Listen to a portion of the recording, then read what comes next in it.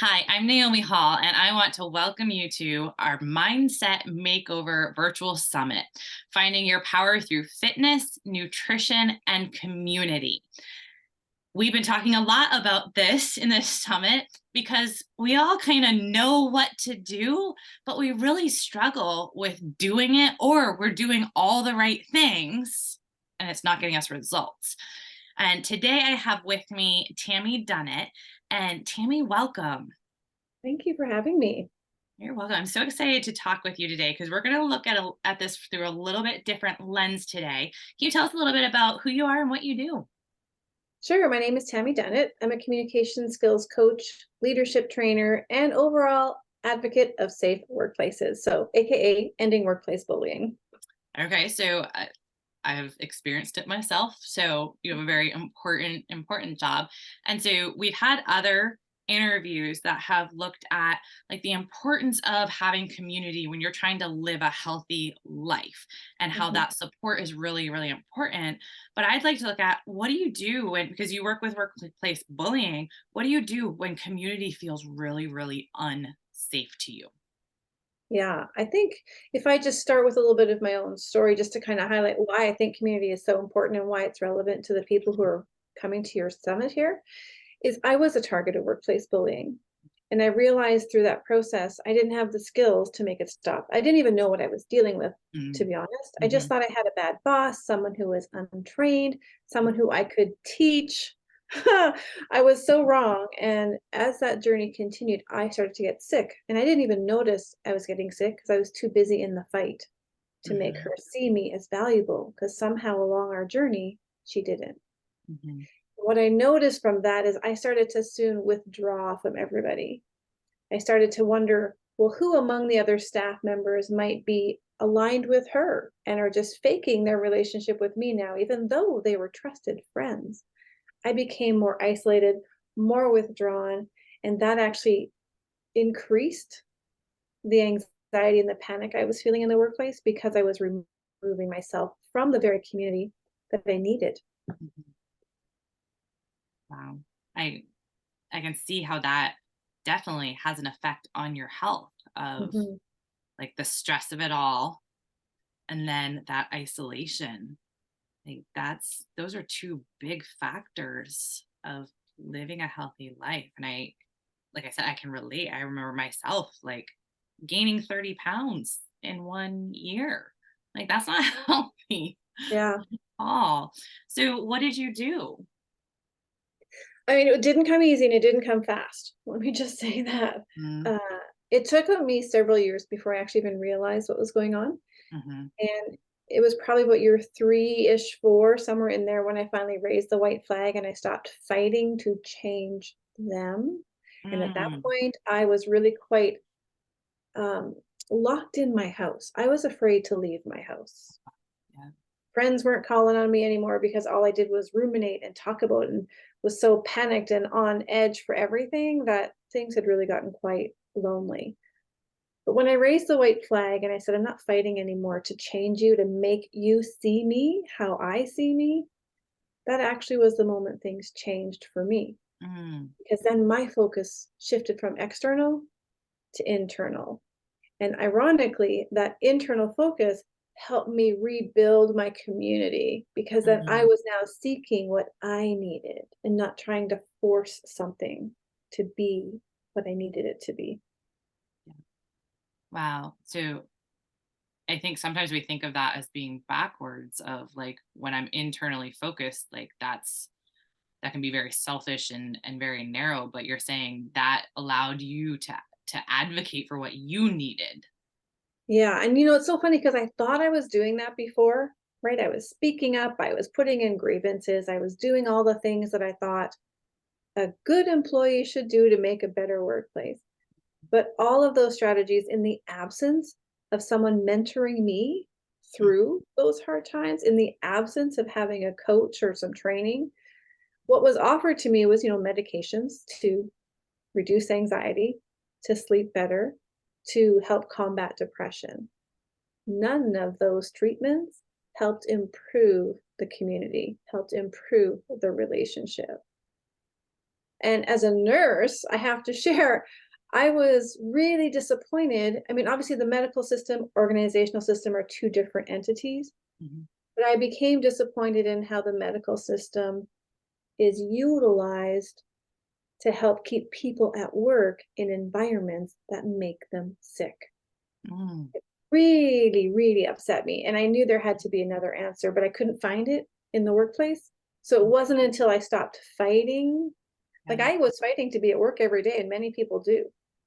They continue to go to the workplace to demonstrate that they are good workers, to prove that they are valuable in an environment that continues to tell them, you're not going to make it here. Mhm. So I'm not surprised when people withdraw. Mhm. I'm just surprised that the answers aren't so forthcoming. And Yeah. it is about community, but how do you get back to that, right? Yeah. Well, I'm like thinking about what you said about the medical community and how it keeps people in environments that are making them sick. And I think of what you are offered for medication and treatment wasn't getting to the root of what you were dealing with. It was just a band-aid of, we'll take care of these different symptoms, which Right. unfortunately I feel like that kind of is. I literally had this conversation with a friend on a different topic of, really, this medication is just a band-aid. It's not addressing the root issue. And unfortunately, that's all too common in our medical system, isn't it? Right. And it's because I think organizations don't have it figured out. Hmm. And so their ally is the medical system.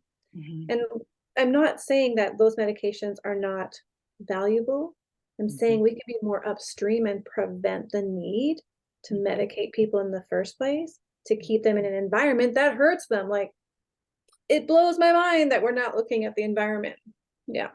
Yeah, for sure. And that kind of is part of what this whole summit is about, of like, let's prevent these preventable diseases. Let's live healthy, fulfilling lives where we don't need to seek out all of the medications and Mm. that, and we can kind of get to some of the roots of things to living Yeah. these healthy lives.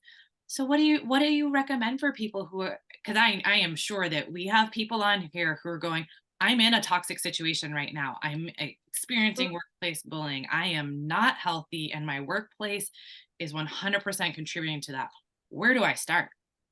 Yeah. So there's three things that I often teach: self-awareness, other awareness, problem awareness.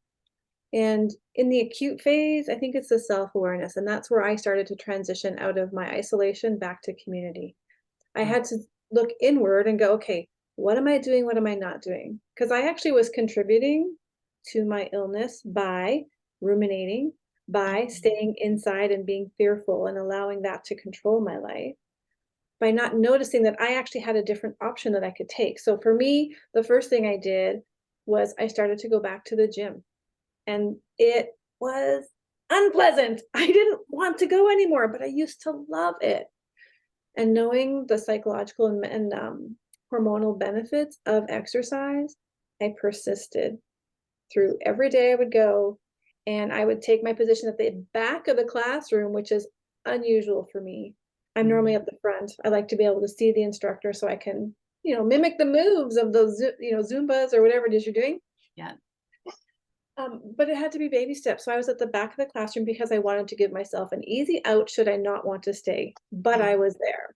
And every Mhm. day I got better, and I progressed to the middle, to, eventually back to the front of the class. But it took a long time of committing to that process, knowing and trusting the benefits that I would have internally. Right. Again, internally, right? So Mhm. internally, I had to become aware. Internally, the benefits were already within me. And internally, I had to make that decision to show up every day. And that is what built my community back. That very first step is what helped build my community back. Yeah. Wow.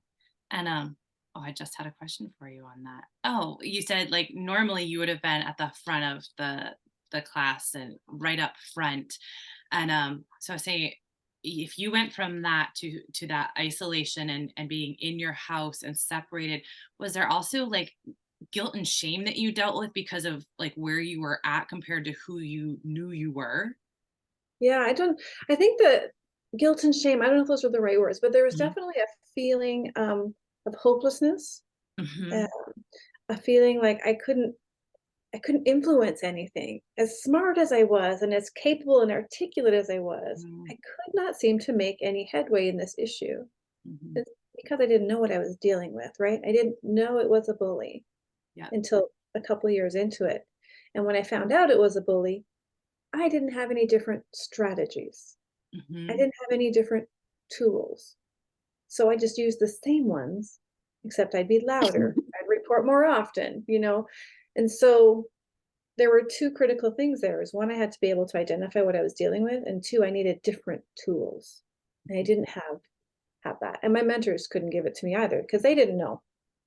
It's a really common problem in the workplace, and that really erodes trust quickly, it erodes safety quickly, and that's why people feel like they're without any sort of support. Mhm. Yeah, and I've seen that happen to other people of like, this is going on, and I'm very similar to what you're saying of like, I'm filing the grievances, I'm doing the best that I can, I'm addressing it to my boss, I'm, doing all these things, and all they're telling me is to keep doing these things, and it's not changing anything. Yeah. So we start with self-awareness that Yes. like of what I need, and for you, you started at the gym, which is a fantastic place to start, and Yeah. even if you're not isolating, that's a scary step to take of stepping into the gym, stepping into the class, moving your body again. Like you're right, it's uncomfortable. Yeah, it could just be even walking around the block, like, just getting yourself to the place where you're doing something for you. And it doesn't have to be fitness, it could be arts, it could be music, it can be Mhm, s whatever that is for you. mhm, mhm. Find that thing that you used to love, that you know used to fill you up, and get reconnected with it. Yeah. I feel Mhm. like that's how I started coming back to life after finishing my doctorate. I was Totally get that. like reintegrating into life again of like, Yeah. let's find these things that fill me up that I enjoy and like see people again and like yeah, live life again. Okay, so where do we go after starting with self-awareness? Mhm. I think once you start to put that in, you'll start to become more self-aware first then of who you are and what you need in terms of relationships. So Mhm, it's a little bit selfish in terms of your physical and mental health, and then it's mhm, the relationships in the community, okay, which leads us into the other awareness, right? So as you're rebuilding yourself up again, you need to honestly take a look at your own actions, your own thoughts, your own beliefs, and how they contributed to how you got to be so isolated, but also how you can utilize that to rebuild trust and safety and community. And mm, so then it becomes putting others back into your life in ways that you have maybe not had for a long time. If you've been a victim of trauma in the workplace, your conversations have circled around the trauma. And mhm, the people now want to hear something new. What are you doing? How are you growing? What do you want? So they can actually be part of that growth. okay. So how did you start that process of like starting to add people in again? Because I can see that being a very like just like the gym was a scary step. I can Mhm. see this being very scary as well. Yeah. For me, I had to change workplaces. Now, I was in an organization as the military. You can't quit. But after 3 attempts of returning to work in the same building, either under the same person on the same floor as that person or underneath one of her partners, they Mhm, were all just too closely aligned, you know? I just told them I wasn't coming back to that building and I would work anywhere but there. yeah. And so I worked in the library. I just took a stand for me as to how those relationships were going to look for me. So this Mhm, is the other awareness and self-awareness meeting.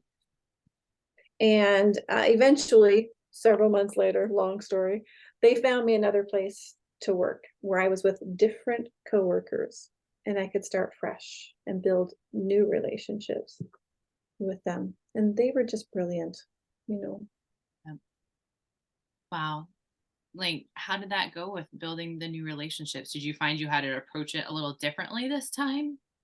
But I was certainly guarded about what I was sharing because the military is small, the Mhm. healthcare unit in the military is even smaller. And I know that there were still working relationships between the 2 offices. Yeah. So I was cautious about what I shared, very selective about what I shared. And they were just normal people, right? They weren't bullies. And so the dynamic was different. I felt I could trust them. I didn't have to talk about those things with them to feel like I could grow. Mhm. And I often referred I was there for almost a year and a half in that office. Okay. before I was moved to another place. I was scared to leave, I'm not gonna lie, because I felt like they had taken, like when the bird flies into your window and it's Mhm. broken and damaged, it needs some care. I really felt like that's what that relationship was. They nurtured me to a place where I could fly again. And I didn't wanna go without them. I wanted to still have them with me. Yeah. That's so beautiful though, of you found that place of healing Yeah. and nurturing. And I just want to share like with our audience that like there is hope. Like there is that place of healing and renewing and finding yourself again. I have a feeling you probably came back into who you had been prior, but also maybe a little bit different. How are you different now from who you had been prior to Oh, bullying? huge, huge. Can I just, I wanna punch a pin in that it was the community that helped me heal. Mhm. Right? It had to be different community though for me. I needed to be removed from that environment. So for your attendees, that may be something they need to look at in Mhm. their healing process. But how was I different? The lessons didn't show up right away, but I realized throughout, like this is a multi-year journey, Mhm. that my empathy for mental health Mhm. skyrocketed. Before my own experience with mental health injury, I thought I was a good nurse. I thought I was understanding and compassionate, but I knew it to such a deeper level, such an intimate level, that I know how strong targets are. I Mm. know the courage it takes for them to show up every day and continue to be present, to demonstrate their worth in an environment that doesn't see it. Yeah. I know the conviction it takes for them to continue to go every day, even though they're scared and that their body is telling them that this isn't a safe place, Yeah. to continue to do that. I wouldn't have seen that before. Mhm. So I see those challenges differently and I see the recovery very differently. Mhm. Yeah. Yeah, huge compassion. I was gonna say, yeah, it gave you compassion, more of a firsthand understanding. Right. Um, And I think it's normal for any trauma, any challenge in life. yeah, It doesn't have to be trauma. Just if you're struggling with something, if you talk to someone who's been through it, it shortcuts the way to success because they understand and you can go, ugh, put my guards down. I don't have to defend my feelings. I don't have to justify my thoughts. You just understand and it really helps. yeah, yeah. Um, I love how you put that of it. Like it just takes down the barriers and the guard and allows you just you don't have to explain. It takes away a Yeah. lot of the explaining. I That's hear that a lot from my clients when they come work with me. They're just like, "Oh, you just get it. I don't have to like explain it to you." Like right. that's another level of energy and focus that a target doesn't need. And that's exhausting. Mhm. It's exhausting always having to explain yourself or defend yourself. I'm assuming it must take a little while to be able to let that down and realize that you're in a safe place. I think for everyone it's different Mhm. as to how long that time takes. I'm inherently trusting, and so when I moved to the new workplace, the energy was already like I could feel it. The vibrations were different. My boss, I had actually had my release to leave the military, which is a 6-month process, and they can still say no. Mm. And he took me into his office knowing that I was only going to be there for a short time. Mhm. But after a while, and this is so ironic, I was having a conversation at home, and it was my son who said to me, Mom, he's like kindergarten, um, if they don't hurt you anymore, why are you leaving? Because I was removed out of that hurtful place. And I was talking about these wonderful people I was working with. And I said, You're right. So I talked to my new boss and he said, You're like, he saw me how I saw me. And he wrote this beautiful letter that I was valuable and worthwhile saving and that he Mhm. recommended I could stay in the military. And I was like, wow, like the vibrations were just completely different. Mhm. Yeah, it's amazing when someone sees you that way.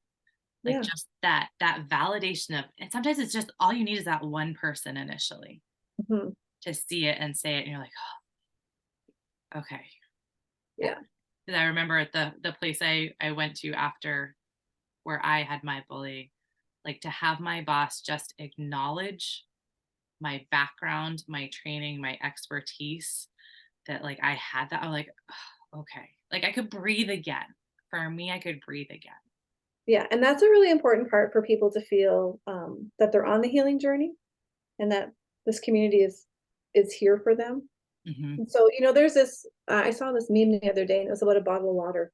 Like it's $1 at the local store, it's $2 at a restaurant, it's $6 on an airplane.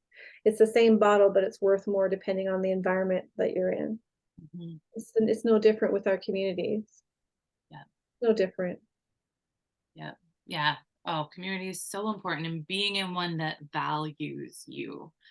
And I Yeah, just have to encourage our audience, like, if you're in a community right now that doesn't value you, it's not you. that's right. It's not you. Just like you said with the water ball, the water ball is no different. It's the where it is. And I just want people to know it's not you. Like, Yeah, there are people, there are communities that will value you and see you for who you are, and that, like, we have inherent worth just because we are. absolutely. That's it. Like, That's it. Put a pin in that. yeah, like, we have inherent worth. I think that's so, so important. So we have the self-awareness, we're working through the other awareness and kind of finding a healthy community. What's our third part? That's the problem awareness.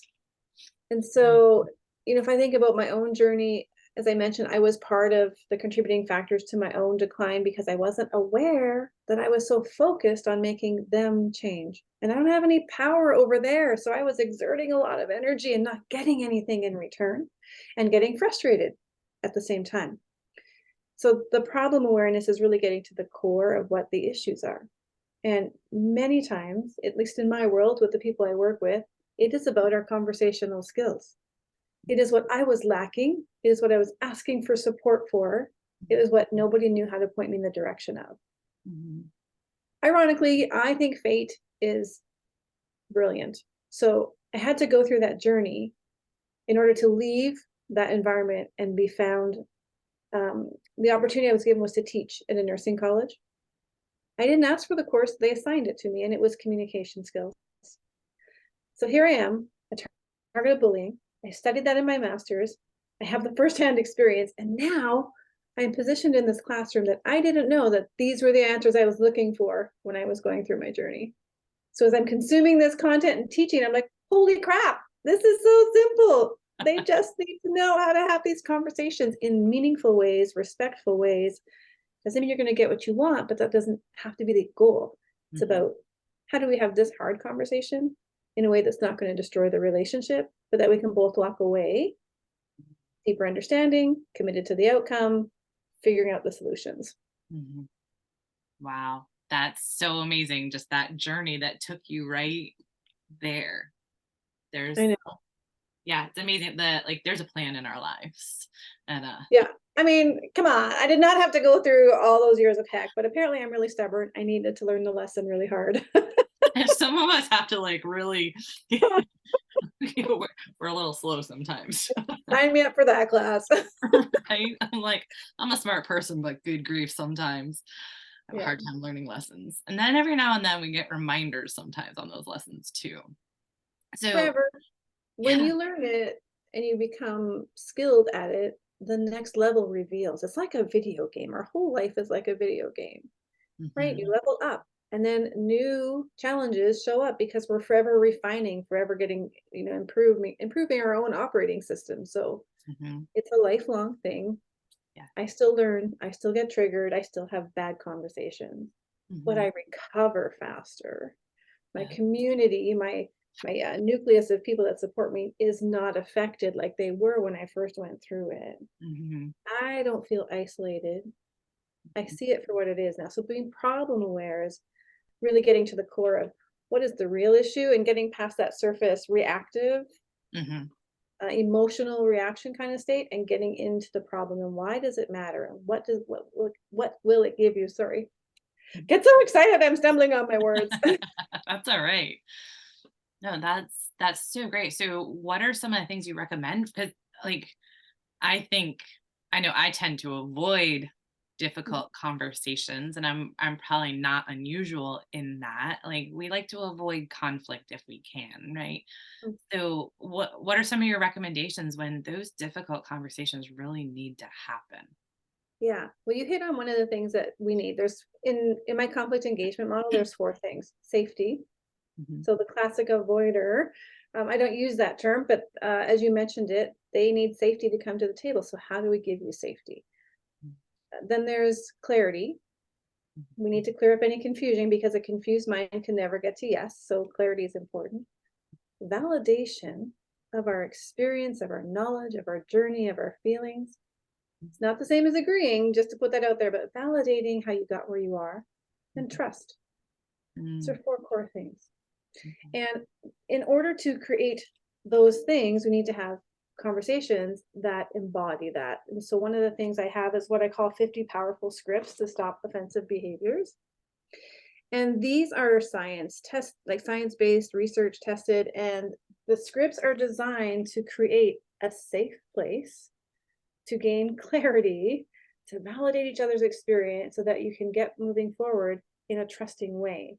So they remove the subjective opinions, judgments, assessments of a situation, and they speak to the facts of what you see and try to understand it. So how do you do that with a safe conversation starter?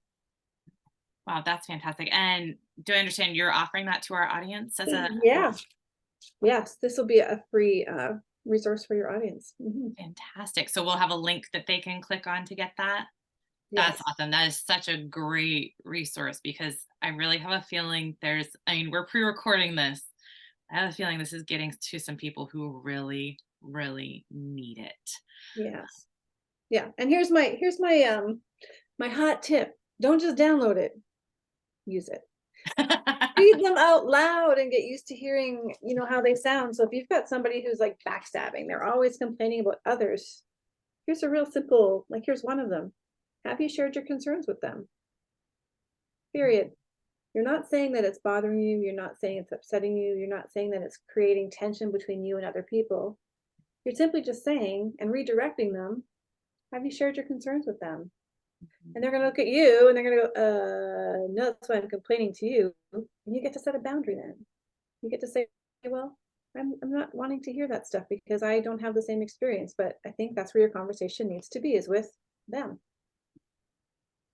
Period. End. No discussion. Nothing bad between you and me. It's just, we all have days, but this isn't the right place to talk to me about it. So Wow, and so simple.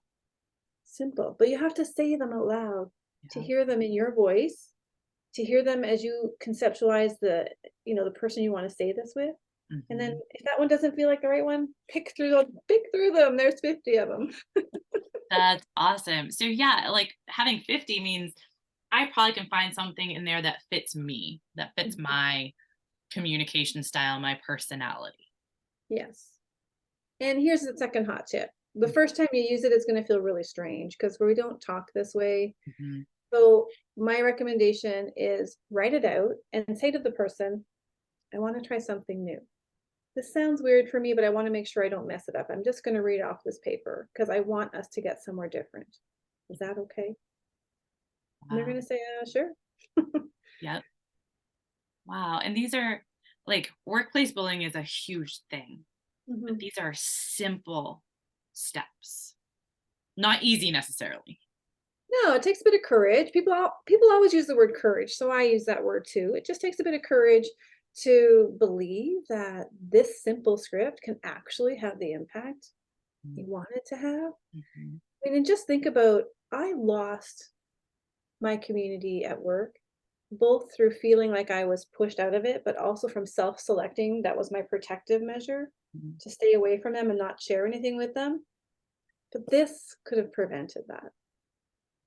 If I'd had these tools, I have no doubt in my mind when it first started that me and my supervisor could have derailed the next 3.5 years of crappy relationships. We could have totally changed it. Yeah. So like we can save people some time, some energy, Mhm. some health of download this, say it, write it, use it. I want to thank you so much. This has been so, I'm not even sure the word that I want for this, but just important, useful, and maybe a little bit eye opening for some people that are watching today. Mhm. Of like, I'm watching this because I want to be healthy, but wow, you just opened up a door I didn't realize I needed to address. Uh, That's so important. We don't see this as a contributing factor to health until it's too late. We often notice it after the fact. But there's so much you can do that's not, there's mindset stuff. There's all, the things that you're presenting in the summit are fabulous. And we still have to look at our relationships too. yeah, health is so all encompassing. And I think we just see workout, eat right. But that's part of why we're doing the summit is there's more to it. There's a reason that you do the right things and it's not working because there's other factors at play. There's Hmm. your emotional and mental health at play. There's your mindset. There's all of this that is a factor. And yeah, our workplace can be a big factor in our health. I mean, I've experienced it twice. Twice I had to go through it. Uh, that's typical too, right? Because if you don't know, if you don't get problem aware, Mhm. you don't know what to change in the next job. So often people think leaving is healing. I thought it. I thought, oh, I'm gonna leave this job. Woohoo, I'm free. And 2 years later, I found myself triggered by a Mhm. comment that sounded just like my bully. There I was off on stress leave again in the exact anxiety, panic state, thinking I'm going to have to quit this job. But instead, I got more problem aware and looked inside again, looked internal to improve my external environment. And it was these scripts and learning to implement the tools that changed that relationship and allowed me to stay in that job confidently and comfortably. Yeah, that's so important. And I love what you said of like we think leaving solves the problem. And I work with educators as well on stress management. And so many people want to leave the field of education right now, which if it's your time to leave, that's fine. But my point is you go with you. Yes. If you leave, you haven't solved your problem. You've changed your stress, but you still have healing to do. Like Mhm. you still need to work on your stress management skills because you're the factor that stayed the same and you haven't changed anything other than your environment. Yeah, exactly. Yeah, so that's really important for people to realize of like you can leave the situation, but you still have work to do so that it doesn't Yeah. happen. There's a saying that it will still be there waiting for you because you haven't learned the lesson. Yeah. Mhm. And you can't level up until you walk through this one and figure it out. It's like being in those darn escape rooms. You can't get out of it until you figure out the right code. And this is part of the code for this escape room of this part of your life. Yeah, for sure. So I want to thank you so much for joining us today. This has been an excellent conversation. And I want to encourage our audience, please download these scripts. Do what Hmm. Tammy said, say them out loud.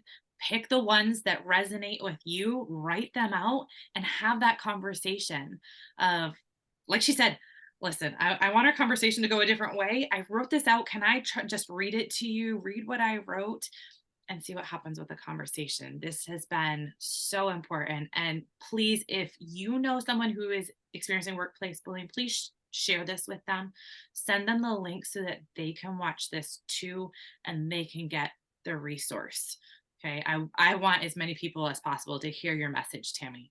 Um, Thank you I so much. think it's important. And if you are struggling with workplace bullying, please it, contact Tammy.